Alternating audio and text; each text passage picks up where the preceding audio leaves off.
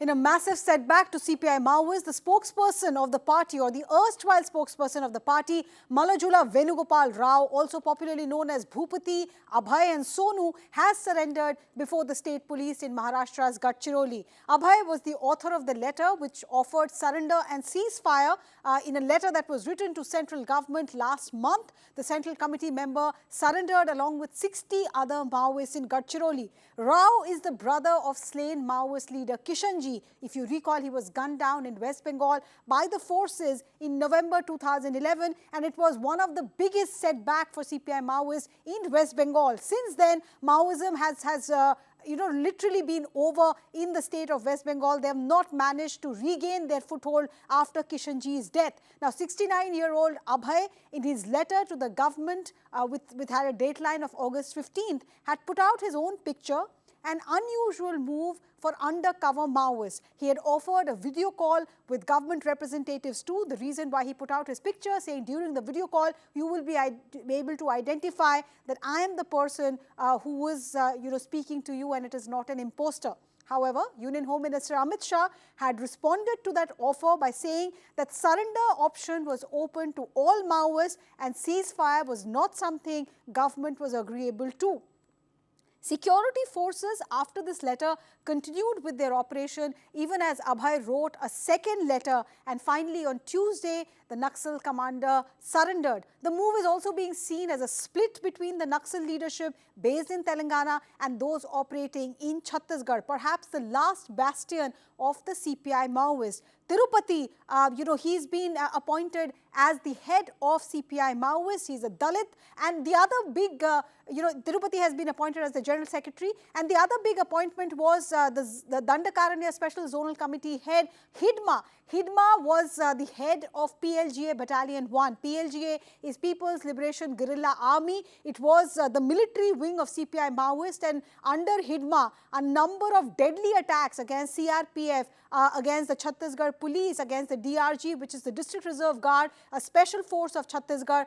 Hidma was carrying out a number of attacks against the forces while he was operating as the head of PLGA Battalion number 1. So he has been made the head of Special Zonal Committee. Between Tirupati and Hidma, CPI Maoists tried to rejuvenate its cadre, but the surrender that has happened in Gadchiroli today of Abhay and the others clearly shows that there is a split down the middle for CPI Maoists. Now, this also is being seen as a huge achievement for Union Home Minister Amit Shah and the team of security and intelligence forces led by him. On the one hand, there is a deadline of March 2026 that Home Minister Amit Shah has put out, and there are indications that that deadline of making this country Maoism free, Naxal free, could be achieved as early as December 2025. So on the one hand, there are operations that are being carried out, big ticket success, including that of former General Secretary of the CPI Maoists, who was popularly known as Basavaraju. He was gunned down earlier this year in the hub of CPI Maoists in Abujmar, in the Narayanpur district of Chhattisgarh. Basavaraju's death was a huge setback for CPI Maoists. Then there were other surrenders that happened. Abhay's wife had surrendered earlier. She also had surrendered in Maharashtra. Then Kishanji's wife, who was Abhay's sister-in-law, she surrendered earlier in September. So there were these strings of surrenders that were happening. 106 Naxals, in fact, gave up their weapon and decided to join the mainstream in Chhattisgarh just about 6 weeks from today. And together they had crores of rupees. There were people who were rewardees of more than 1 crore on each of them. There were some of those rewardees as well. So on the one hand, there were these operations that are being carried out by the security forces. There is perfect sync between the CRPF and the Chhattisgarh police now, ever since the Vishnu Deo Sai government has taken over there under Home Minister's leadership, who has repeatedly been to Chhattisgarh to ensure that there are coordination meetings in Raipur, in Jagdalpur. Home Minister, in fact, was there to be part of Bastar Dashera as well.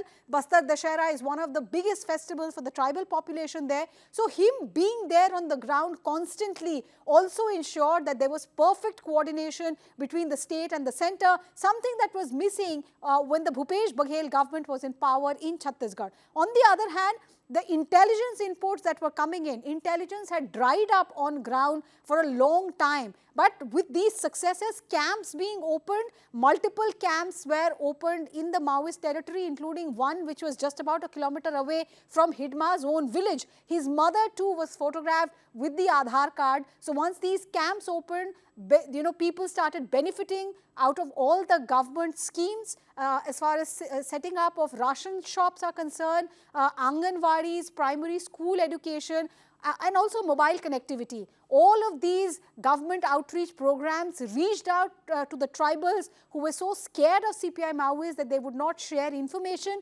Now the setting up of the camps and setting up of the mobile tower also ensured that intelligence reached the forces on ground and in real time.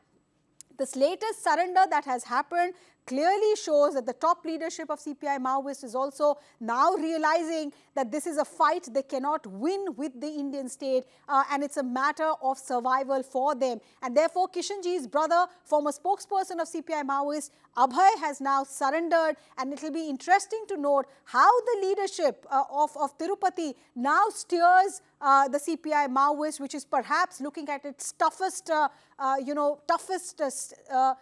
period as possible, and this could well be yet another feather for Home Minister Amit Shah after the historic decision that he piloted in Parliament as far as revocation of 370 in Kashmir is concerned, making India Naxal free. So the twin challenges, terrorism in Kashmir and insurgency in the central Indian belt led by CPI Maoists, eliminating both of these could well make Union Home Minister Amit Shah amongst the topmost home ministers that this country has seen.